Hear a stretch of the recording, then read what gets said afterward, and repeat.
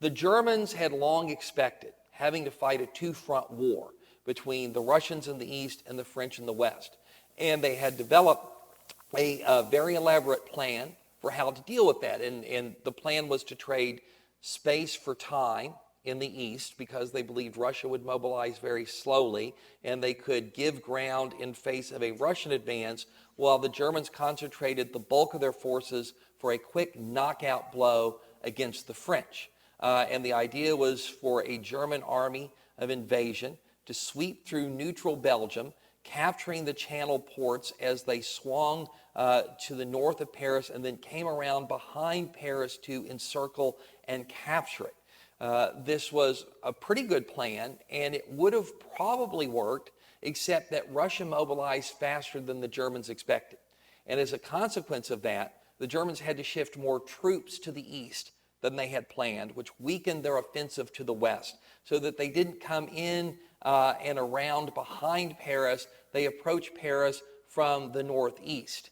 And another consequence of the German plan was that by invading neutral Belgium, they brought England into the war, because the Germans, for some reason, had assumed that the Belgians would simply let their armies march through their territory. They didn't. The Belgians saw this as an invasion and they fought back. So it upset the German timetables. And since England had guaranteed Belgium's neutrality, when the Germans invaded Belgium, England comes into the war on the side of the Belgians, the French, and the British. So now you have England, and that means Canada, Australia, New Zealand, and South Africa in the war as well. The German offensive in 1914 came very, very close to capturing Paris and defeating the Allies, but almost at the last moment, the British and the French won a major victory along the Marne River to the northeast of Paris. And at that point, both sides found themselves completely exhausted. Neither one of them really had any offensive capacity left for the time being. And so the Germans retreated until they got to defensible terrain in France, and then they turned around to face their pursuers and began to dig in.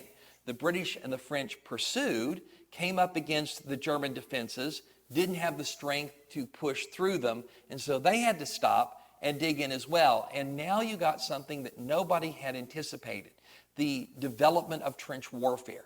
The trench systems would grow with remarkable speed and with increasing complexity, and they would ultimately stretch all the way from the North Sea to the Swiss border. Now, trench warfare is as old as history itself. You can look in the Old Testament of the Bible and find all kinds of references to it. But trench or siege warfare had always been focused on a particular geographic point, an attempt to capture a city, or something, or to hold a relatively small geographic area. Now you had a trench front line that stretched for 500 miles. And this was something new in warfare. Everyone had expected that the next war that happened in Europe would be like the Franco-Prussian or the Austro-Prussian War. It would be a conventional war of maneuver. There would be a handful of big battles. They would be very bloody, but they would be decisive. And then the losing party would sue for peace, and everybody would sit down around the conference table and restore the balance of power in Europe. And it would be over in a year and a half at most. Now you have a stalemate. There is no more maneuver. There are no ways to outflank your enemy. And that means that frontal attack is the only option left. And frontal attack in the era of the Industrial Revolution was an incredibly bloody and dangerous thing. These trench systems were, as I said, very deep and very complex. It wasn't a single trench. It was a whole series of trenches, supply dumps, artillery positions. And in front of these trenches, you would have a zone of death. Primarily because of the introduction into warfare of the machine gun. These weren't the first machine guns to be invented. The first of those show up during the American Civil War, but by the time you get to 1914, the machine gun, like this German MG-08, had been perfected. It can fire 600 rounds a minute for a sustained period of time. And now the three-man crew of a machine gun had the firepower that it used to take 1,000 men to mass on the battlefield.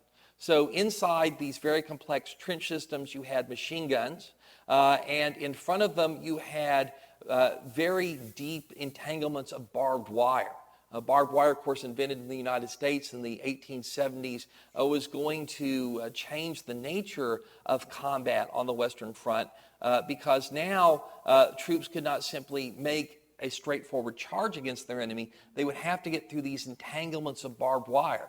And the wire was usually 3 or 4 strands tall, and it could be dozens and dozens, sometimes hundreds of yards deep, so that as troops tried to advance from their trench toward the enemy trench, they were slowed down by the barbed wire, and they were subject to the fire of those machine guns, and in addition to the machine guns, the infantry in the trenches who were armed with repeating bolt-action rifles. They were also subject to the real killer on the Western Front, and that was massed artillery, like the 3-inch gun that you see here. This was a relatively small gun by World War I standards, but it could be incredibly deadly. There were thousands and thousands of these steel-tubed artillery pieces. Some of them could fire 5, 10, 15 miles. They could lob high explosive shell and shrapnel, as well as poison gas shells. And so once the attacking infantry got bogged down in no man's land, it was subject to the fire of the rifles, the machine guns, and then the artillery. And there was no way that you were going to make a successful attack through that kind of enemy firepower. So you had to come up with new ways to try and breach an enemy's front line, and the answer here again was the artillery. You would mass millions of men behind a certain sector of the front. You would assemble enormous quantities of supplies, and then you would spend days and sometimes weeks pummeling the enemy sector that you intended to attack with artillery fire. And the idea was the artillery fire would obliterate the barbed wire, would obliterate the enemy's trenches, knock out his machine guns, and make it possible for your infantry, when it went over the top, that is to climb out of its trenches and advance through no man's land, to get to and breach the enemy's front line. Unfortunately, the artillery, no matter how massive the bombardment, never managed to knock down the barbed wire. It never managed to obliterate the enemy's trenches or knock out most of his machine guns or even kill most of his troops. What it did do was to create a moonscape in between the front line trenches, that area that nobody controlled and therefore earned the rather appropriate name no man's land. That area was now nothing but one shell hole piled on another shell hole, no grass, no trees, no buildings. That meant that even a little bit of rain turned that area into a bottomless quagmire of mud. It was an area across which an offensive would have a very difficult time advancing. And even if that offensive was able to capture the enemy trench and begin to put a bulge in the defender's line, bringing supplies and reinforcements across this devastated moonscape was all but impossible. And so what was intended to be a way to breach the enemy's position actually backfired and became an inhibiting factor toward offensive operations. This was a stalemate that the generals hadn't anticipated, and of course it's a stalemate that they didn't like. And although World War I generals basically have a bad reputation in history as sort of being unimaginative and blundering, they were actually quite innovative, and they tried all kinds of ways to break open this trench stalemate. And so the airplane, which had first flown in 1903, rapidly becomes a weapon of war. First as an observation craft, but then as a fighter to shoot down observation planes and observation balloons, and then as a bomber to attack the enemy's front lines and his rear areas. The airplane added drama to the war, and it certainly made the war more deadly, but obviously it does nothing to break up the stalemate. And so the flamethrower was invented as a way to clear the trenches. And once again, we make the war bloodier and we make the war more horrible, but this isn't the magic bullet either. The next weapon that was tried was poison gas. The Germans used it first, but the Allies quickly retaliated. Mustard gas, which was designed to burn the skin. Phosgene gas, which was designed to burn out the lungs. Chlorine gas, which would both blind, blister, and affect the lungs of a target.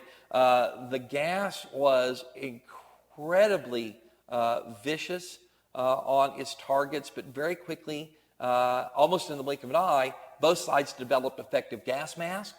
They learned how to deal with gas, which tended to wound rather than kill. And one of the bad things about gas is it's a persistent agent. So if you shell the enemy's position with gas and then try to attack into that position, if you capture the ground, you have to deal with all this lingering gas. So once again, what was something everybody believed could break the stalemate actually enhances the stalemate. It makes offensive warfare that much harder to undertake. And so the consequence of all of this is that no matter what's tried, no matter how big the offensive both sides attempt, you get continued stalemate. And that stalemate, which remember stretches for 500 miles of front, is going to produce incredible casualties.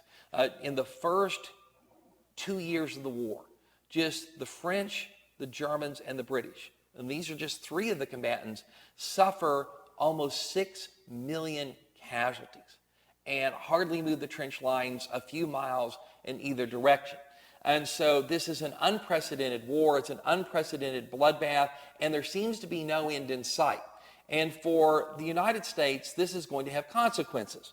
American industry very quickly became involved in the war because industrial war happens on an industrial scale and consumes not only enormous numbers of human beings, it consumes enormous amounts of raw material, foodstuffs, and manufactured goods.